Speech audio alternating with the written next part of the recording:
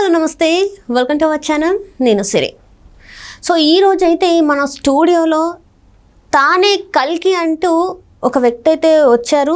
So ఏంటి అంటే కల్కి అవతారం అని తనే చెప్పుకుంటున్నాడు. మరి కల్కి అవతారంగా తను ఎలా అనుకుంటున్నాడు, ఏంటి అసలు ఆ వ్యక్తి ఎక్కడి నుంచి వచ్చారు ఏంటి అనేది ఈ ఇంటర్వ్యూలో అయితే మనం తెలుసుకునే ప్రయత్నం చేద్దాం. ఎందుకు తనకు అలా అనిపిస్తుంది, అసలు ఎవరు అంటే కల్కి అని ఎందుకు చెప్పుకోవాల్సి వస్తుంది, తనకి అసలు ఎలా తెలిసింది, ఇలాంటి విషయాలు అనేక విషయాలు అయితే మనం తెలుసుకునే ప్రయత్నం చేద్దాం. సో తన పేరు అయితే గోపి, తను ఖమ్మం నుంచి వచ్చారు. సో ఇక్కడ మనం లేట్ చేయకుండా మరి ఏంటి తన కల్కి అవతారం ఏంటి, అసలు తను ఎందుకు కల్కి అనుకుంటున్నాడు ఏంటి అనేది అయితే మనం తెలుసుకునే ప్రయత్నం చేద్దాం. సో నమస్కారం అండి. నమస్కారం. సో ఇప్పుడు మీరు అసలు ఫస్ట్ మీ పేరు? గోపి. ఎక్కడి నుంచి వచ్చారు మీరు? ఖమ్మం. సో మీకు అంటే కల్కి అవతారం అంటున్నారు, అసలు కల్కి అవతారం అంటే ఏంటనేది మీకు అవగాహన ఉందా? అంటే చెప్పండి ఒకసారి. అంటే కల్కి అవతారం నుంచి ధర్మాన్ని నిలబెట్టడమే కల్కి అవతారం. అధర్మం నుంచి ధర్మాన్ని నిలబెట్టడమే కల్కి అవతారం. పాపులను అంతం చేసి మంచి వాళ్ళని బతికిచ్చే ధర్మాన్ని నిలబెట్టడమే కల్కి అవతారం. అంటే కల్కి పుట్టాలి అంటే యుద్ధాలు జరగాలి అని చెప్పేసి మనం పురాణాల్లో చదువుకున్నాం. కల్కి అవతారం రావాలంటే యుద్ధాలు జరగాలి అని చెప్పేసి. మరి అలాంటి యుద్ధాలు ఏం జరగకుండానే మరి మీరు పుట్టారు కదా మీరు కల్కి. ఇక్కడ అవతారం ఒక్కొక్క అవతారంలో ఒక్కొక్క వార్ జరుగుతుంది. రాముని అవతారంలో ఒక యుద్ధం జరిగింది. శ్రీకృష్ణుని యుద్ధం జరిగినప్పుడు ఆయన అసలు ఆయుధమే పట్టలేదు. ఈ యుద్ధంలో ఎట్లా అంటే బ్లాక్ మ్యాజిక్. సో ఇప్పుడు బ్లాక్ మ్యాజిక్ వల్ల మీరు కల్కి అని అనుకుంటున్నారా? దానికి రీజన్స్ ఉన్నాయి. అంటే ఇక్కడ మీరు చెప్పేది చేతబడి ద్వారా మీరు యుద్ధం జరుగుతుంది. తను అటు సైడ్ ఇటు సైడ్ నుంచి ఒక యుద్ధం జరుగుతుంది అనుకోవచ్చు. ఓకే, అంటే మీకు మీడియం వచ్చేసి అంటే మీరు కల్కి అని చెప్పడానికి చేతబడి అనేది ఒక యుద్ధం లాగా మీరు అనుకుని, అంటే ఇప్పుడు మీరు చేతబడి నుంచి సమాజాన్ని అంటే ఈ దేశాన్ని రాష్ట్రాన్ని అంటే ఈ లోకాన్ని కాపాడాలనుకుంటున్నారా? ఎలా అంటే దీంట్లో ఏంటంటే ప్రతి వ్యక్తిని నేను పరీక్షిస్తున్నా, ప్రతి వ్యక్తి దగ్గర పోయి సాయాన్ని అడుగుతున్నా. ఈ ద్వారా తన మనసులో ఉన్న మంచితనం ఏందో చెడుతనం ఏందో అనేది ఒకటి అర్థమవుతుంది.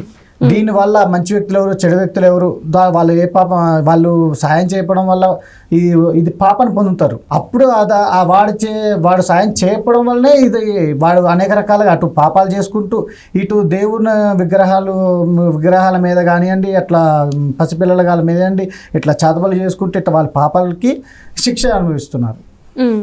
అంటే ఇప్పుడు మీరు కల్కి అని మీకు అనిపించిన సందర్భాలు ఏంటి అసలు?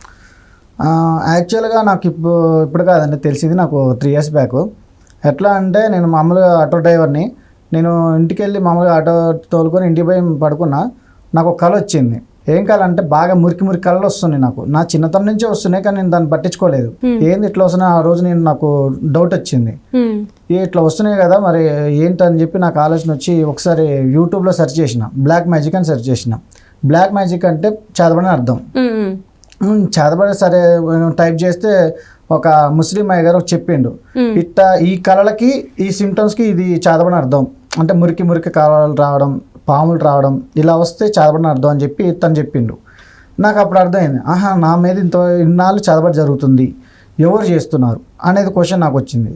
వెంటనే నేను గతంలో ఒకసారి రివైండ్ చేసుకున్నా. అంటే నా మీద పోట్లాడింది ఎవరు, నన్ను రివైండ్ తీసుకుంటుందా అనుకున్న వాళ్ళు ఎవరు అనేది కూడా కొంచెం ఆలోచించి ఒక వ్యక్తి మీద నాకు అనుమానం వచ్చింది. ఆ వ్యక్తి మీద అనుమానం రాగానే నాకు బాడీలో షివరింగ్ వచ్చింది. ఆ ఒంట్లో అప్పటికప్పుడు నా చిన్నతనం నుంచి ఎలాంటి హెల్త్ ప్రాబ్లమ్స్ లేవు నాకు. అంటే మీకు మీ చిన్నతనంలోనే చేతబడి చేశారు? చిన్నతనం నుంచి జరుగుతుంది. మీకు అసలు మామూలుగా చేతబడి చేస్తే మనుషులు చనిపోవడం జరుగుతుంది. మనకు తెలిసినంత వరకు మనుషులు చనిపోవడం జరుగుతుంది. ఒకవేళ చేతబడి ఉందని తెలిపిస్తే అది తీపించుకుంటారు. మరి మీరెందుకు మీకు చిన్నప్పుడే మీకు అనిపించిన మీకు ఎట్లాంటి అనారోగ్య సమస్యలు? చేతబడి అంటే మామూలుగా మనిషి బక్క చిక్కిపోయి అసలు ఒక ఎముకల గూడులాగా అయిపోతారని చెప్పేసి చావుకి దగ్గరలో వెళ్ళిపోతారు అనిపిస్తుంది. మరి మీకు చిన్నప్పటి నుంచి మీరు అదే దాంట్లో మీరు ఎట్లా అంటే ఇట్లా దీంట్లో ఏంటంటే వాళ్ళ అవసరాలకు అనుగుణంగా నడుచుకుంటున్నారు. వాళ్ళకి ఎప్పుడైతే అవసరమో వాళ్ళు అట్లా ఉంచుతారనమాట. మనిషి ఈ వ్యక్తి బతుకుండాలా, ఈ వ్యక్తి ద్వారా మనకి కావాలా అంటే కొన్ని పూజలు ఉంటాయి. ఆ వ్యక్తి మీద పూజలు చేస్తే వాళ్ళకి కావాల్సిన అందుద్ది అనమాట. ఎప్పుడైతే అవసరం లేదో అతన్ని చంపేయడం అనేది జరుగుతుంది. ఇన్నాళ్ళు నేను అవసరం అయినా ఈ రోజు నాకు ఎప్పుడైతే తెలిసిందో నేను మరి నాకు తెలిసింది, నేను బయట చూపించుకుంటా కదా, అక్కడ ఇక్కడ చూపించుకొని బయటపడతా కదా, అట్లా విధంగా నేను ఎక్కడ బయటపడతానని చెప్పి ముందే చంపేద్దాం అని చెప్పి ప్రయత్నం చేశారు. ఆ రోజు వణుకు రావడం కారణం అదే. ఆ రోజు వాళ్ళకి నాకు ఎప్పుడైతే తెలిసిందో ఆ రోజు ఉన్నట్టుండి మిడ్ నైట్ 12 అవుతుంది, బాగా షివరింగ్ వచ్చింది. అది షివరింగ్ ఎక్కువైతే ఉంది, అది నిల్చోలేని పరిస్థితి, లేవలేకపోతున్నా. నాకు అన్ఎక్స్పెక్టెడ్గా నాకు నోట్లోంచి ప్రళయం అనే పదం వచ్చింది. ప్రళయం అనే పదం వచ్చింది. నాకు తెలియకుండా పక్కన ఫోన్ ఉంది, ఫోన్ తీసుకొని అయ్యప్ప కవచం టైప్ చేసిన గూగుల్ క్రోమ్లో.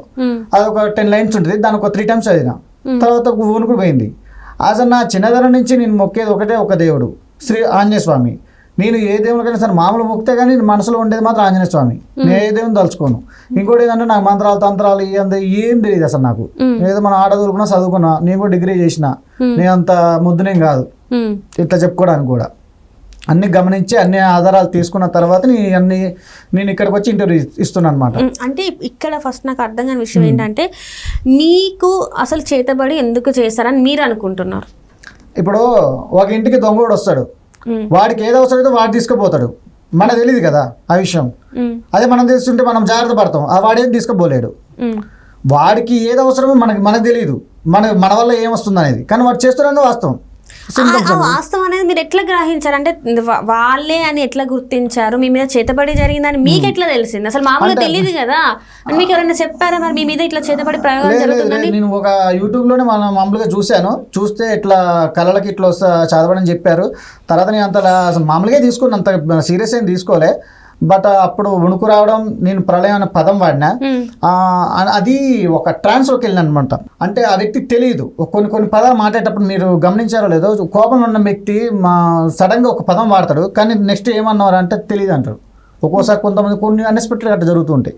అలా నేను ఒక ట్రాన్స్లోకి వెళ్ళి అన్నట్టుగా నేను ప్రళయం పదం వాడినా. నెక్స్ట్ డే నేను మామూలుగా బ్రష్ చేసుకుని యూట్యూబ్ చూస్తుంటే తిరుపతిలో ప్రళయం అని చెప్పి ఒక వీడియో వచ్చింది.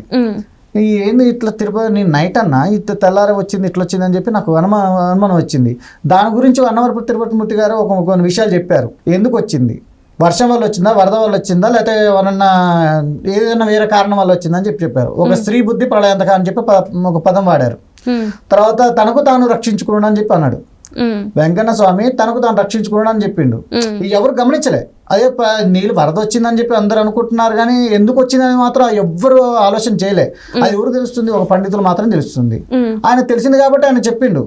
ఎందుకు మీ ప్రళయం ఎందుకు వచ్చింది, ధర్మంగా నడుచుకోండి, అధర్మం అనేది పాటించమాకండి, మీరు మానవ జాతిని మానవుడిగా జీవించండి. ఈ జంతు హింస లేకపోతే ఇంకా అనేక రకాలుగా మీరు చేసే దుష్ప్రయోగాల వల్ల ఇలాంటివి జరుగుతూ వస్తున్నాయి, ఆ స్వామికి కూడా ఇట్లా జరుగుతుందని చెప్పి చెప్పడం జరిగింది. అసలు మీ చేతబడికి తిరుపతిలో వచ్చిన ప్రళయానికి సంబంధం ఏంది? అంటే నేను ఫ్లోలో చెప్తూ ఉంటా. అయితే ఇట్లా జరుగుతూ వస్తుంది. తర్వాత నేను బాగా చేయించుకుందాను, అన్ని చోట్ల తిరిగాను. నేను 2 lakhs వరకు ఖర్చు అయింది. ఇప్పుడు మనకంతా కూడా ఇప్పుడు మనకు ఫేక్ అవపడతారు, ఫేక్ బాబాస్ అంతా. సరే ఈ బాగా చేయించుకుందాన్ని చూస్తే ఎక్కడ బాగా కట్టలేదు.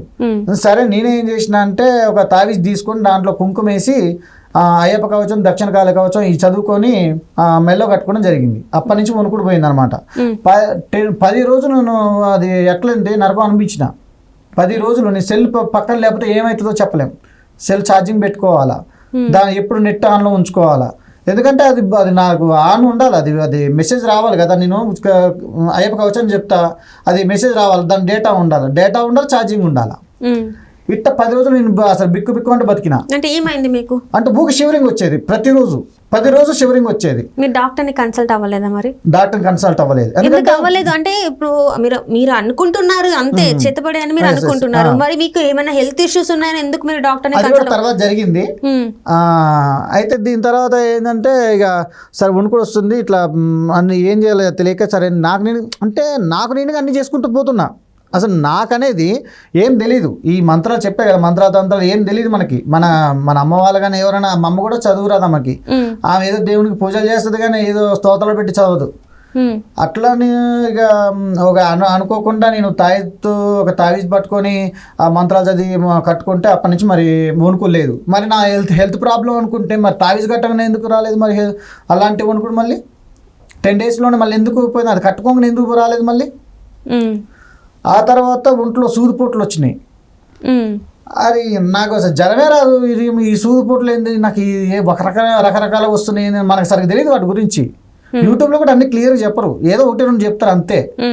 ఇట్లా బాగా కూర్చుకుంటున్నాయి. ఒక రోజు అర్ధరాత్రి ఎక్కువ మిడ్ నైట్ చేస్తారు అనమాట. అంటే చేతబడి మిడ్ నైట్ చేస్తారు, నామే ప్రయోగం చేయడం వరకు అయితే మిడ్ నైట్ చేస్తారు. అది మీకు ఎలా తెలుస్తుంది అసలు? నామే బాడీ ఎఫెక్టెడ్ కదా, నామే ప్రభావం చూపిస్తుంది. అది కనిపించింది. బ్లాక్ మ్యాజిక్ అనేది కనిపించదు. బ్లాక్ మ్యాజిక్ అయినా సరే పాజిటివ్ అయినా, ఇప్పుడు బ్లాక్ మ్యాజిక్ అయితే నెగిటివ్ ఎనర్జీ మనం పంపించేది. ఇప్పుడు ఒక ఎవరైనా ఉన్నారు అనుకో, వాళ్ళు పంపించేది పాజిటివ్ ఎనర్జీ. ఓ పూజల ద్వారా పంపిస్తారు బాగా చేయడానికి, వాళ్ళు పంపించేది బ్లాక్ మ్యాజిక్. అప్పుడు ఏమైంది, వాడు ఏదైతే చేయాలనుకుంటున్నా ప్రతి వాడిని ఎంతవరకు హింస పెట్టాలో కూడా అంతవరకు హింస పెడతాడు.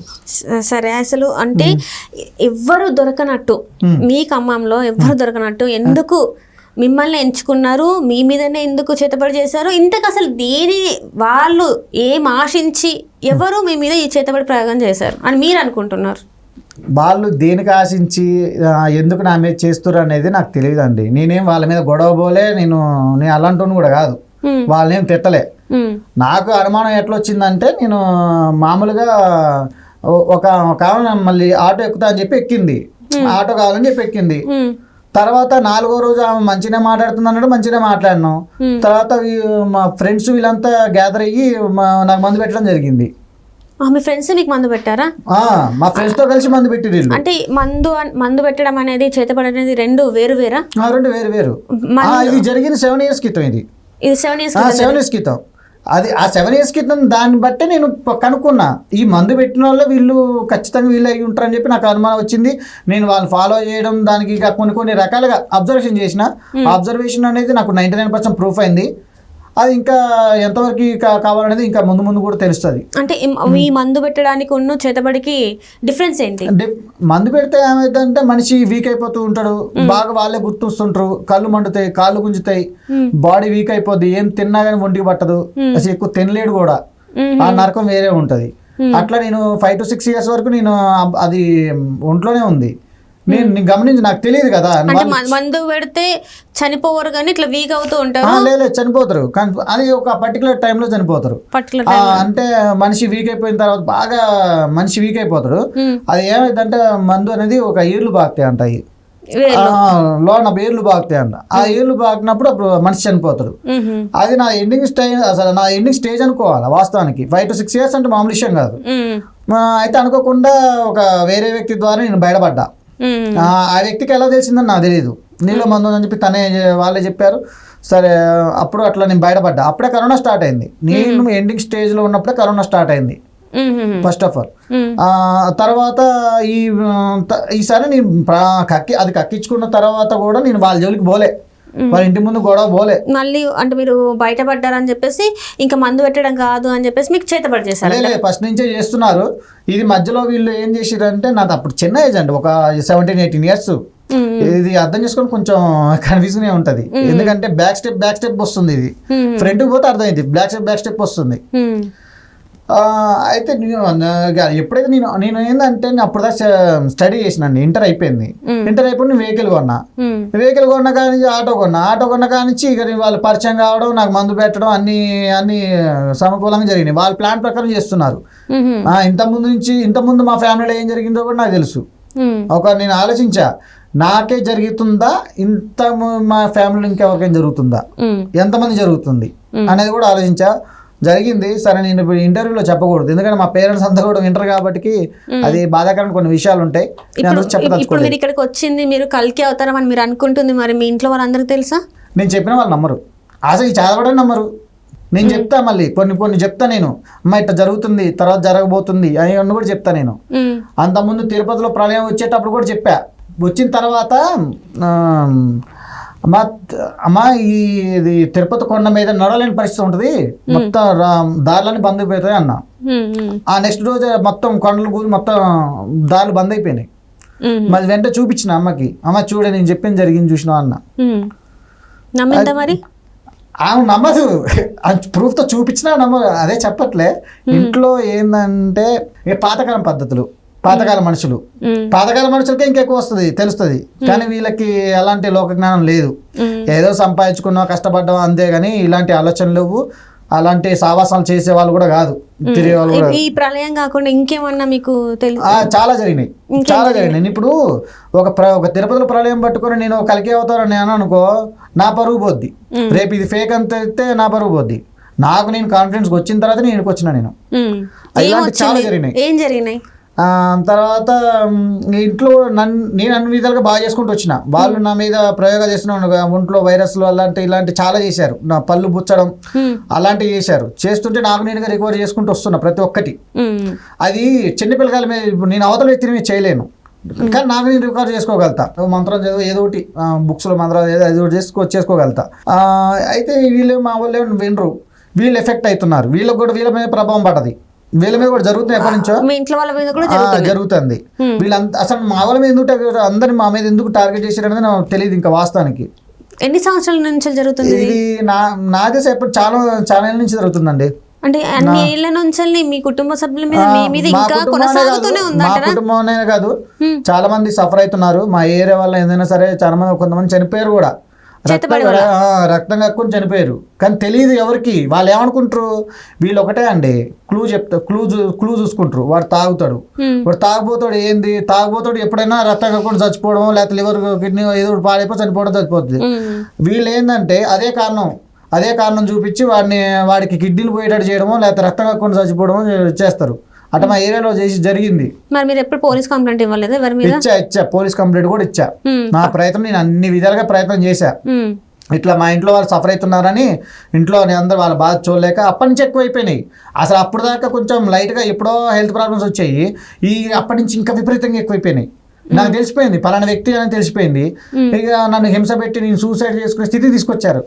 పలానా వ్యక్తిని వెళ్ళి అడిగా కూడా, పోయి గొడవ పెట్టుకున్నా కూడా నేను. మరి వాళ్ళు ఏం చెప్పారు అప్పుడు? వాళ్ళు దొంగని ఒప్పుకుంటాడా? ఒప్పుకోడుగా. మేము ఎందుకు చేస్తాం, మా ఇంకా నన్ను తిట్టారు, ఎట్టబడితే తిట్టారు. అయినా కానీ నేను కామ్గా ఓర్చుకున్నా. నేను ఎందుకు గొడవలు ఎందుకులే అని చెప్పి, ఎందుకంటే గొడవ సొల్యూషన్ కాదు.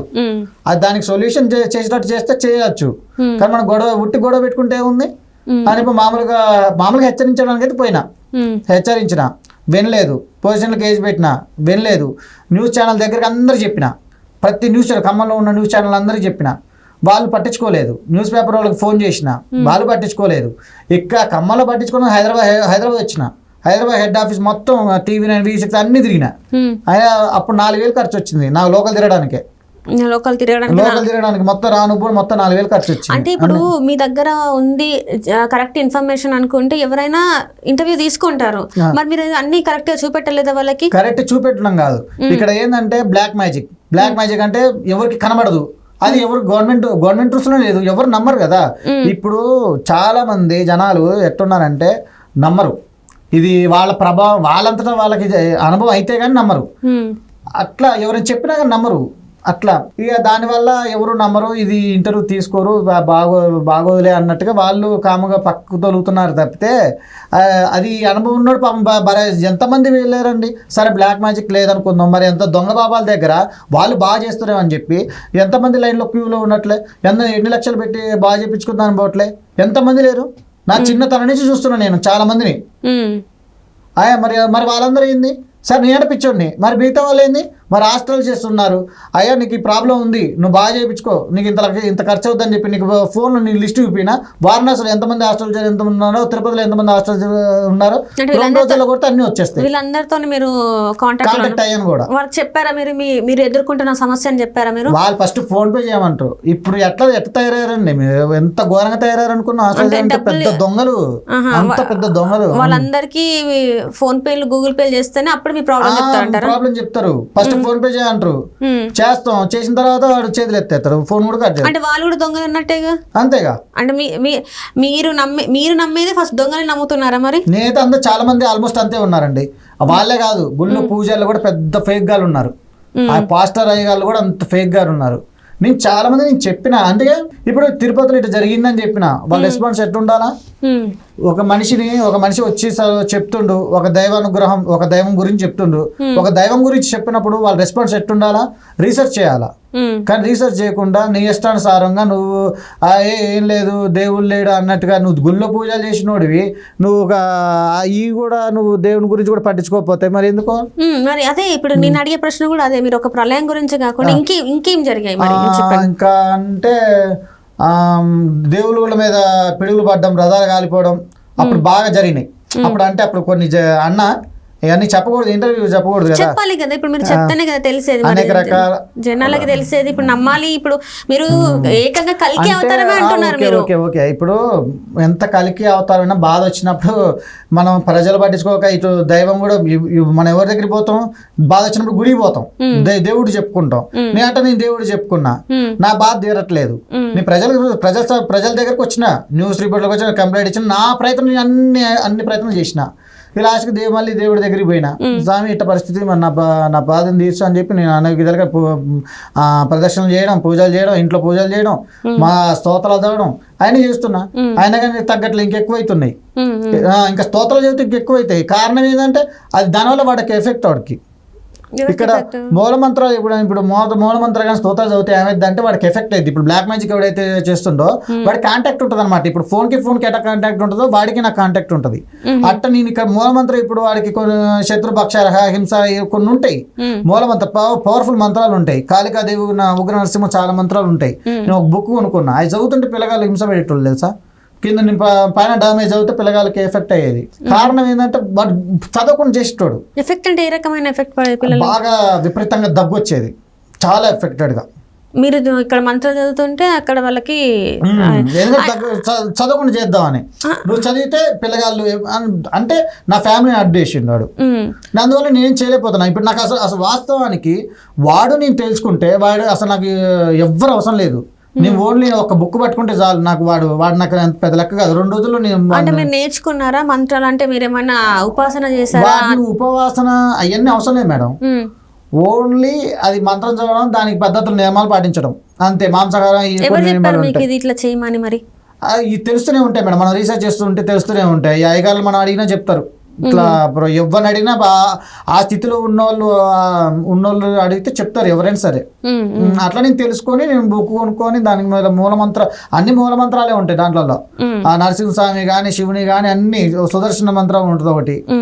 ఆ మంత్రం చదివితే చాలు, కొద్ది రోజులకే రికవర్ అయ్యి మనిషి కోలుకుంటాడు. వాడు అసలు అంతు పొందుతూ ఉండడు, వాడే చనిపోతాడు. సరే ఇప్పుడు ప్రళయం తర్వాత ఏం జరిగింది? తర్వాత గుళ్ళ మీద పిడుగులు పడ్డం, రథాలు కాలిపోవడం, శ్రీరామ రోజు టెంట్ కూలిపోవడం, ఫ్లెక్సీలు కూలిపోవడం అప్పుడు బాగా జరిగినాయి.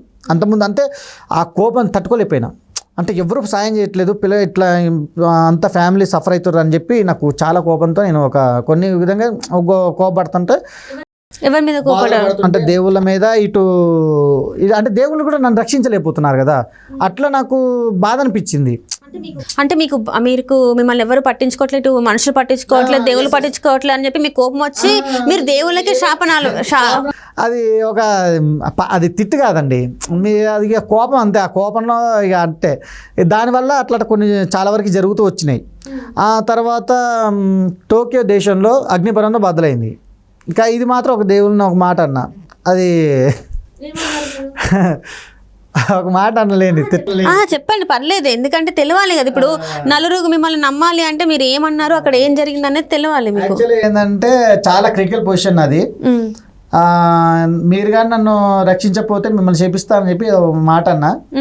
నెక్స్ట్ డే టోక్యో దేశంలో ఒక అగ్నిపర్వతం పేలి అసలు ఆ దేశం పోయింది. అంటే దీనికి కంపారిజన్ ఏందని మీరు కూడా అనుకోవచ్చు. ఇక్కడ మీ కోపం వస్తే మీరు ఇక్కడ శాపనార్థం. ఇప్పుడు మీకు ఉదాహరణ చెప్తా. ఇప్పుడు శివుడు ఉన్నాడు, శివుడు 3 నేత్రం తెరితే ప్రపంచం అంతం అయిపోద్ది అని చెప్పి కొన్ని అంటారు. శివుడికి శక్తులు ఇట్ట మామూలు ఇట్ట అంటే చాలు, అన్ని ఆడగాడి కొట్టబోతాయి. అవి దానికి దానికి ఉంటాయి కొన్ని. అంటే ఇప్పుడు మీరు చెప్పిన దాని ప్రకారం అంటే మీ కోపం వస్తే మీరు శాపనార్థాలు పెడితే అక్కడ టోక్యో దేశం పోయిందని అంటున్నారు. అంటే ఇప్పుడు మరి ఇక్కడ కోపం వస్తే ఇక్కడ చూపెట్టాలి కదా, అక్కడ దేశం అక్కడ ఏంటంటారు? అక్కడ ఇక్కడ నేను ఏదన్నా ఒక నా కోపాన్ని నేను ఎవరి మీద చూపిస్తా, నేను అంటే దేవుళ్ళ మీద జనాల మీద చూపిస్తా. ఎందుకు జనాల మీద చూపిస్తా అంటే నాకు హెల్ప్ లేదు. నేను పోలీస్ స్టేషన్ కంప్లైంట్ ఇస్తే పట్టించుకోకపోవడం ఏందండి? గవర్నమెంట్ రూల్స్ లేదని అది ఎట్ట కొట్టేస్తారు. మరి ఎవరు మరి వీటిని పట్టించుకునేది? ఏమని ఇచ్చారు మీరు పోలీస్ స్టేషన్ లో కంప్లైంట్? సార్ ఇట్లా మా ఫ్యామిలీ సఫర్ అవుతున్నారు, బ్లాక్ మ్యాజిక్ సార్, ఇది కంటికి కనిపించకపోయినా చాలా ఎఫెక్టెడ్ అవుతుంది, హెల్త్ ప్రాబ్లమ్స్ వస్తున్నాయి, మేము చాలా ప్రాబ్లమ్స్ లో ఉన్నాం సార్, ఎప్పుడు ఏం జరుగుతుందో తెలియదు, నేను వాళ్ళ మీద కంప్లైంట్ ఇస్తాను సార్, కంప్లైంట్ తీసుకోండి అన్న. గవర్నమెంట్ రూల్స్ లో లేదని చెప్పి సింపుల్ గా చెప్తున్నారు. గవర్నమెంట్ రూల్స్ లో లేదని చెప్తున్నారు. గవర్నమెంట్ రూల్స్ లో లేదు, ఆ విషయం నాకు కూడా తెలుసు. కానీ నా ప్రయత్నం నేను చేయాలిగా, మా వాళ్ళని రక్షించుకోవడం కోసం నేను అనేక విధాలుగా నేను ప్రయత్నం చేస్తున్నా. మరి నేను ఉన్నది నేను ఒక్కనే దిక్కు, వాళ్ళకి తెలియదు. మరి నాకు తెలిసిన నేను కూడా కామ్గా ఉంటే ఎడిపోవాలి మేము, అవునా కదా? అట్లా ఆ విధంగా నేను మీరు అట్లా పోలీస్ స్టేషన్ లో కంప్లైంట్ ఇచ్చినా మీకు అక్కడ న్యాయం జరగలేదు అంటారు. ఇప్పుడు మీడియాలలో తిరిగినా కూడా మీరు అక్కడ వాళ్ళు కూడా పట్టించుకోలేదు అంటారు. సో ఇప్పుడు మరి మీరు కల్కి అనడానికి ఆ టోకియోది ఒకటి, మీరు చెప్పినట్టు ఉక్రెయిన్ మీరు ఏదో చెప్పారంటే మీరు నిప్పుల వర్షం పడుతుంటే అది తర్వాత రష్యా ఉక్రెయిన్ యుద్ధం, ఈ 3 సంఘటనల ప్రళయం ఒకటి, టోకియో ఒకటి, ఈ వార్ అంటున్నారు. వార్ ఇంకోటి జరిగిందండి, అదే ప్రళయం అన్న పదం వాడే కదా నేను. ఆ కొద్ది రోజులకి ఇది అంటే థర్డ్ వేవ్ స్టార్ట్ అవుతుంది, third wave corona third wave start అవుతుంది. అది అందరికి స్ప్రెడ్ బాగా అవుతుందని చెప్పి ప్రచారణ బాగుంది. ఇక అప్పుడు అనిపించింది నాకు, ఈ కరోనా వస్తే దీన్ని అడ్డు పెట్టుకొని, ఒకళ్ళు రాకపోయినా దీన్ని అడ్డు పెట్టుకొని మా వాళ్ళని ఏమైనా చేస్తామని చెప్పి భయంతో ఇది రావద్దని చెప్పి అనుకున్నా. కరోనా రావద్దు, అసలు ఏ వైరస్ రావద్దు అనుకున్నా. ఈ దేశం వరకు రావద్దు, ఈ దేశం వరకు రావద్దు. ఎందుకంటే ఇప్పుడు అవుట్ ఆఫ్ కంట్రీస్ లో చాలా దుర్మార్గులు ఉంటారు, వాళ్ళ వైపు పోని నాకు అనవసరం. ఇప్పుడు పోయేటోడు పోతాడు, మంచోళ్ళు ఉంటారు, దుర్మార్గులు పోతారు అన్నట్టుగా నేను ఆలోచించుకొని ఇక్కడ దేశంకి అయితే రావద్దు అనుకున్నా. రాలేదు, ఇప్పటి వరకు వచ్చిందా? ఫస్ట్ వేవ్ వచ్చింది, సెకండ్ వేవ్ వచ్చింది. నాకు ఎప్పుడు తెలిసింది? సెకండ్ వేవ్ అయిపోయిన తర్వాత తెలిసింది. ఇవన్నీ బయటపడుతుంది సార్. నాకు అప్పుడు రియలైజ్ అయినా ప్రళయం అనే పదానికి నాకు అనుమానం వచ్చి, సార్ నాలో ఏదో ఉంది అనుకొని, శక్తి అది ఉంది అనుకొని, అప్పుడే నాకు కల్కి వీడియోస్ చాలా అవపడ్డాయి. దాన్ని రీసెర్చ్ చేసిన, కొన్ని రీసెర్చ్ చేస్తే కొద్దిగా మా మ్యాటర్కి ఈ మ్యాటర్కి కొద్దిగా కలిసింది. అట్లా విధంగా నేను లెక్కేసుకున్నా. చాలా విధాలుగా నేను ఏమో మళ్ళీ జనాలకు చెప్తే మళ్ళీ తర్వాత నన్ను పిచ్చోడు అనుకుంటారు, చెప్పకూడదు, ఇలాంటి అయినా చెప్పకూడదు, చెప్పినా ఏమొస్తుందిలే అనుకుని సైలెంట్గా ఉందా అనుకున్నా. యాక్చువల్గా చెప్పొద్దు, ఇలాంటి చెప్పినా బాగోదులే అనుకో, చెప్తే ఏం సుఖం అని అనుకున్నా. బట్ సిచ్యువేషన్ వల్ల నేను ఇక్కడికి వచ్చి నేను అన్ని విషయాలు చెప్పాల్సి వస్తుంది. నా చరిత్రలో జరిగిన విషయాలు కూడా చెప్పాల్సి వస్తుంది. ఈ 3-4 విషయాలు జరిగాయా? జరిగినాయి. కానీ నాకు సడన్ గా అన్ని ఇయర్స్ నుంచి నేను అన్ని గుర్తుపెట్టుకోవాలంటే గుర్తుపెట్టుకోలేను కదా, కొన్ని గుర్తుంటే ఒక చేతబడి కొందరు వ్యక్తులు మీకు చేతబడి చేయడం వల్ల ఈ రోజు దాని నుంచి మీ అంతటి మీరే వేరే వాళ్ళ దగ్గరికి వెళ్ళకుండా మీరంతా మీరే యూట్యూబ్ లో చూసుకుంటూ తాయత్తులు కట్టుకుంటూ మంత్రాలు చదువుకుంటూ మీరు రక్షించుకుంటున్నారు. దీనివల్ల మీరు కల్కి అని మీరు అనుకుంటున్నారు. అంటే జరుగుతున్న సిచ్యువేషన్ కి మీరు నా రైట్ హ్యాండ్ కూడా చూస్తే మత్స్యావతారం ఉంటది నా రైట్ హ్యాండ్ లో. ఇప్పుడు అందరికి మామూలుగా ఏదో పిచ్చి గీతలు ఇట్లా మామూలుగా ఉంటాయి, ఎవరికైనా చూడండి ఇట్లా మీకు మత్స్యావతారం పూర్తిగా. ఇప్పుడు త్రేతాయుగంలో ఇట్లా చేప పోతూ ఉంటే, ఇప్పుడు ఒక ఆదిశేషు చేపకు చుట్టేసుకొని ఒక పడవకి లాగుతుంటాడు కదా, same as to as diagram నా రైట్ హ్యాండ్ లో ఉంటది. మీ రైట్ హ్యాండ్ లో ఉంటుంది? నా రైట్ పూర్తిగా ఉంటది. అంటే రేఖల ద్వారా ఉంటది అంటారా? రేఖల ద్వారా. ఇగో మత్స్యావతారం ఇట్లా మీకు స్క్రీన్ మీద అవపడదు, మన వాళ్ళు చూపిస్తారు మొత్తం మత్స్యావతారం. పాము పడగలాగా అన్ని ఉంటాయి మీ చేతిలో. మీరు ఎప్పుడైనా అంటే ఇక్కడ ఏంటంటే మీరు ఎప్పుడైనా ఎవరైనా సిద్ధాంతినో లేకపోతే జ్యోతిష్యులనో లేకపోతే ఇంకెవరైనా పెద్దవాళ్ళని ఎవరైనా కలిసారా? పెద్దవాళ్ళని ఏమైనా కలవలేదు, బట్ కాకపోతే ఫోన్ కాల్ మాట్లాడా. ఫోన్ అక్కడ వారణాసి వాళ్ళని ఆస్ట్రాలజీ కొట్టాను నేను, వారణాసి ఆస్ట్రాలజీ కొట్టినా. వాళ్ళ పెద్ద లిస్టే వచ్చింది, చాలా మంది ఉన్నారు. కానీ ఫస్ట్ మీరు డబ్బులు కొట్టండి అంటున్నారు. అప్పుడు వాళ్ళతో అంతకుముందు కొట్టినా డబ్బుల గురించి కాదు, ఇట్లా పరిస్థితి జరిగింది, ఇట్లా జరుగుతుంది, నాకు ఇట్లా అనిపిస్తుంది కానీ చెప్పిన తర్వాత కూడా ఫస్ట్ మీరు డబ్బులు కొట్టండి నేను చూస్తా అంటారు. మీరు ఏమనుకోవాలి ఈ సమాజాన్ని? అంటే అందరూ అదే అన్నారా? అందరూ కూడా మాట్లాడలేదు. నా దాంట్లో ఎంతమంది నేను చూపిస్తా అవసరం అయితే, వాళ్ళు పెట్టిన మెసేజ్లు కూడా ఫస్ట్ డబ్బులు కొట్టండి, ఫోన్ పే చేయండి అంటారు. నేను ఆల్రెడీ ఒక 2-3 సార్లు కొట్టినా, రెస్పాన్స్ ఫోన్ స్విచ్ ఆఫ్. నేను అంత దాకా ఎందుకని నేను ఒక సిచ్యువేషన్లో నేను ఒక విషయంలో నేను ఒక ప్రమాదంలో ఉన్నా. మా వాళ్ళు ఏం చేసిరంటే ఒక ఇట్లే ఒక ఫేక్ బాబాకి అన్నవరంలో ఉంటాడంట. ఆయన మంచోడు అని చెప్పి మా అన్నయ్య పరిచయం చేసిండు, మా చుట్టాల పెద్ద ఆయన చూపించండి ఆయనకి అంటే సరే అని చెప్పి వీళ్ళు ఫోటోలు పంపించడం అని చెప్పి అన్ని చేసారు. 0 రిజల్ట్. మళ్ళీ ఫోన్ ఆయన ఏమన్నాడు, ఆయన ఇంటికి యంత్రాలు పంపిస్తే ప్రతి ఒక్కరికి అన్నాడు, నేనే వస్తా నేనే అన్నాడు. అసలు రాలేదు, యంత్రాలు పంపించలేదు. ఇప్పుడు మీరు ఏమంటారు అంటే ఇక్కడ నాకు అర్థం కాని విషయం ఏంటంటే మీరు కల్కి అంటుంటే మరి కల్కికి అన్ని విషయాలు తెలుస్తూ ఉంటాయి కదా, మరి మీకెందుకు తెలియట్లేదు? మీకు అంటే పాస్ట్ ప్రజెంట్ ఫ్యూచర్ అంటే భూత భవిష్యత్తు కాలాలు తెలియాలి కదా, మరి మీకు ఎందుకు తెలియట్లేదు? ఇప్పుడు కలికి అంటే ఒక దేవుడు రూపం కావచ్చు, కాకపోతే ఒక మనిషికి ఎత్తినప్పుడు అవన్నీ ఉండవు, శక్తులు ఉంటాయి అనుకుంటూనే ఉండవు. ఇప్పుడు రాముడు ఉన్నాడు, రాముడు సీతను ఎత్తుకెళ్తుంటే రావణాసు సీతను ఎత్తుకెళ్తుంటే మరి ఎందుకు కాపాడలేకపోయిండు? ముందే అడ్డుపడొచ్చు కదా. తనకి ప్రభావం ఇప్పుడు తనని రక్షించుకోవడం కోసం ముందే రావాలిగా, ఫ్యూచర్ తెలియాలిగా, తెలియలే. కనీసం సముద్రం కూడా దాటలేకపోయింది మరి రాముడు. మరి ఏ దేవుడికి కూడా అట్లా రాముడనే కాదు, ఏ పురాణాల్లో చూసుకుంటే ఏ దేవుడు కూడా ముందే ఏవి ఊహించలేదు, అన్ని జరుగుతూ పోయినాయి. అంటే లోక కళ్యాణం కోసం. ఇప్పుడు రాముడి కంటే ఆంజనేయ స్వామి పవర్ఫుల్లా? యాక్చువల్గా చెప్పాలంటే రాముడి కంటే ఆంజనేయ స్వామి పవర్ఫుల్లా? శివుడు అవతారం, ఇప్పుడు శివ అంశ కావచ్చు ఎవరు ఆంజనేయ స్వామి, కానీ రాముడు ఎవరు? విష్ణువు, డైరెక్ట్ విష్ణువే. మరి రాముడు ఆంజనేయ స్వామి పెద్ద సాయం తీసుకోవాల్సిన అవసరం లేదు ఆంజనేయ స్వామిది. అయినా కానీ పురాణం లోక కళ్యాణం కోసం జరుగుతూ ఉండాలి. వాళ్ళు మరి ఎన్ని కష్టాలు పడ్డారు మరి రాముడు, మరి వాళ్ళు ఎన్ని కష్టాలు పడ్డారు, సీత కోసం ఎత్తుక్కుంటా పోయి ఎన్ని కష్టాలు పడ్డారు, ఎన్ని బాధలు పడ్డారు. తన ఒక భార్యే కదా, తన ఫ్యామిలీయే కదా. అట్లా ఏంటంటే లోకన్యం కోసం తన ఫ్యామిలీ అయినా సరే ఏదైనా సరే అది జరుగుతూ ఉంటుంది అనమాట. అట్లా నేను కంపేర్ చేసిన, నాకు 99% ప్రూఫ్ అయింది మేడం. అది మిగతా 1% అనేది పండితులు వీళ్ళు ఉన్నారు కదా, వాళ్ళు చెప్తారు ఒకవేళ ఫేక్ అంటే ఫేకు, నిజం అంటే నిజం. నేనైతే చెప్పాలనుకున్నా, ఇప్పుడు నేను వచ్చి చెప్తేనే కదా వాళ్ళకి తెలిసేది. అందరు దాంట్లో ఇప్పుడు అందరు ఫేకులు లేరు, చాలా మంది మంచి వాళ్ళు కూడా ఉన్నారు. అసలు వాళ్ళకి తెలియాలనే నా ఆరాటం. అసలు వాళ్ళకంటే మంచి వాళ్ళు కూడా ఉంటారు కదా పండితులు, నిజాయితీగా సాధన చేసేటోళ్ళు, ప్రజల కోసం ధర్మం కోసం నిలబెట్టేటోళ్ళు ఉంటారు. మనకి అర్థం కాదు కానీ వాళ్ళు ఉంటారు కదా, వాళ్ళ కోసమే నేను చెప్తేనే కదా వాళ్ళకి తెలిసేది. అట్లా నేను ఇంటర్వ్యూ నేను చెప్తున్నా, నా సమస్య కూడా పరిష్కారం అవుతుంది, నా ఇంట్లో ప్రాబ్లమ్స్ కూడా తగ్గిపోతాయి. ఇప్పటికి కూడా మీ మీద చేతబడి ప్రయోగం ఇంకా ఉందా? అసలు మీకు చెప్తే నమ్ముతారు నమ్మరు, నేను ఇంటర్వ్యూకి వస్తుంటే కూడా మా ఇంట్లో చాలా ఎఫెక్టెడ్ అయింది. ఏమైంది? పిల్లగాడు అసలు దగ్గు వచ్చింది, మళ్ళీ విపరీతంగా దగ్గు వచ్చింది, కక్కుండు, మళ్ళీ ఫీవర్, మళ్ళీ ఇంకోటికి జ్వరం వచ్చింది, ఇంకోటికి మోషన్స్ అయినాయి బాగా. ముగ్గురు హాస్పిటల్ తీసుకునే పరిస్థితికి వచ్చింది.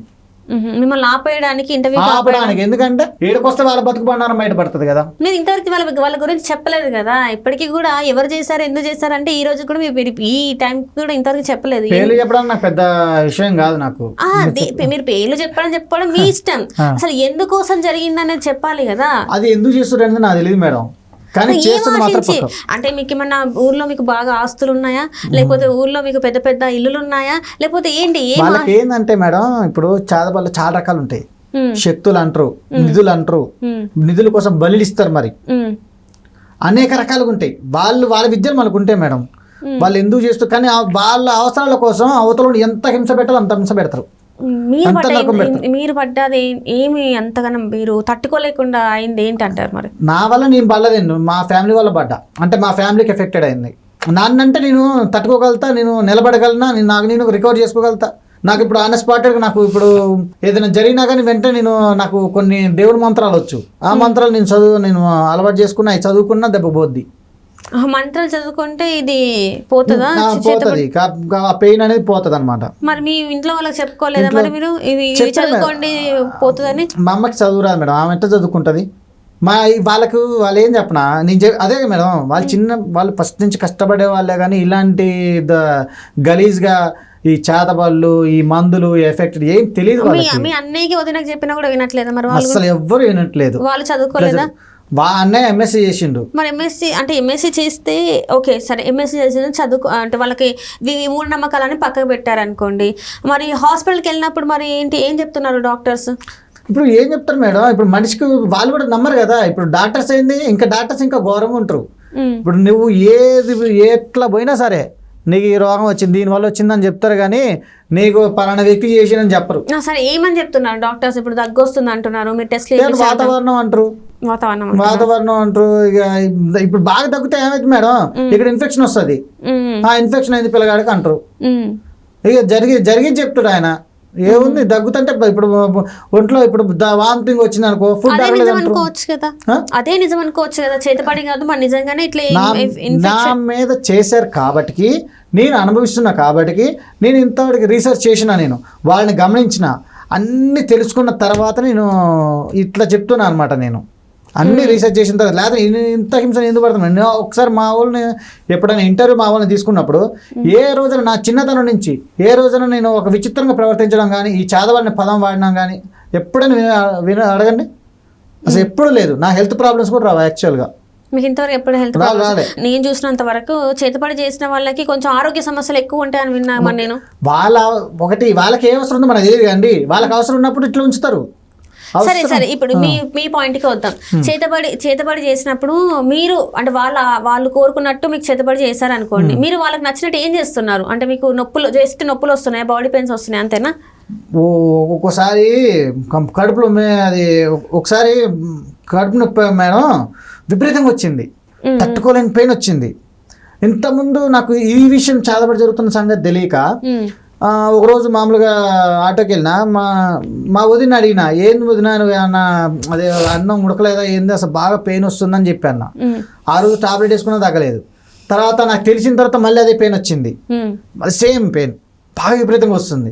ఇక నేను వెంటనే ఇక నిమ్మకాయ తీసుకొని బాగా మంత్రాలు చదివిన, దేవుడు మంత్రాలు చదివిన, వెంటనే తాగిన నిమిషాలు పోయింది. టాబ్లెట్ వేసుకున్నా పోయింది, నిమ్మకాయతో పోయింది. ఎంతసేపు అట్లా? టాబ్లెట్ వేసుకుని ఎన్ని గంటలకి మీరు నిమ్మకాయ నీళ్ళు తాగారు? ఇది జరిగిందేమో నాకు తెలియక ముందు, ఏది బ్లాక్ మ్యాజిక్ ఎఫెక్ట్ ఉందని తెలియక. ఇదేమో తెలిసిన తర్వాత నేను రెమెడీ చేసుకున్నా. అప్పుడేం టాబ్లెట్ వేసుకోలే. ఇప్పుడు యాక్చువల్గా నిమ్మకాయ ఏమంటారు అంటే యాంటీబయాటిక్ అంటారు. యాంటీబయాటిక్ మరి నా అంతకుముందు పన్ను కూడా పుచ్చింది. పన్ను పుచ్చితే నేను నిమ్మరసమే దేవుని మంత్రాలు చదివి నేను నిమ్మరసం తాగిన. ఇప్పుడు కూడా నేను జనాలు కూడా చెప్తున్నా, మీకు కూడా ఉపయోగపడుతుంది. నిమ్మరసం తాగితే చాలండి. ఒంట్లో ఏమన్నా వైరస్లు కానీ ఏమన్నా వాడు ఎఫెక్ట్ చేసింది అనుకో, అది అంటే బకెట్లో పిండుకొని స్నానం చేయడం, తాగడం ఇట్లా చేస్తూ ఉంటే అంటే ఎక్కడైతే ఎఫెక్ట్ ఉందో అక్కడ తగిలియాలి, అప్పుడు పోద్ది ఆ వైరస్ అనేది. అది నెగిటివ్ ఎనర్జీ, వీళ్ళు పంపించేది పాజిటివ్ ఎనర్జీ. లెమన్ అనేది పాజిటివ్ ఎనర్జీ. అట్లా ఆ మంత్రం ద్వారా రికవర్ అవుతారు, కానీ పర్మనెంట్ కాదు. అంటే తనలో ఉన్న దుష్టశక్తి పోదు. అది ఏంటంటే తనకు తాను రక్షించుకోవడం కోసం ఇది చిన్న చిన్న రెమెడీస్ అనమాట. సో ఇప్పుడు మీకు ఇది జరిగి 7 years అవుతుంది చేతబడి జరిగి, చిన్నతనం జరుగుతుంది. వీళ్ళు కలిసి 7 years అవుతుంది, నాకు తెలిసి 3-4 years అవుతుంది. మీ చిన్నప్పటి నుంచి మీకు చేతబడి జరుగుతుంది, వీళ్ళు పరిచయం అయ్యి 7 years, మీకు తెలిసింది 3 years. 3-4 years. 3 years నుంచి మీకు అవపడుతూనే ఉన్నాయి కదా, మీకు 1 by 1 నేచర్లో ఎట్లా జరుగుతుంది అనేది కాల్కులేషన్ చేసిన నేను. ప్రతి ఒక్కటి నేను చూస్తూనే ఉన్నా, వీడియోస్ చూస్తుంటే ఎక్కడ ఏం జరుగుతుంది ఏంది అని ప్రతి ఒక్కటి రీసెర్చ్ చేసేవాను మేడం. అంటే మీరు మొత్తానికి ఇక అందరూ అంటూ ఉంటారు కలియుగంలో కలికి పుడతాడు అంటే ఇప్పుడు కలికి మీరే అంటారు. Yes madam.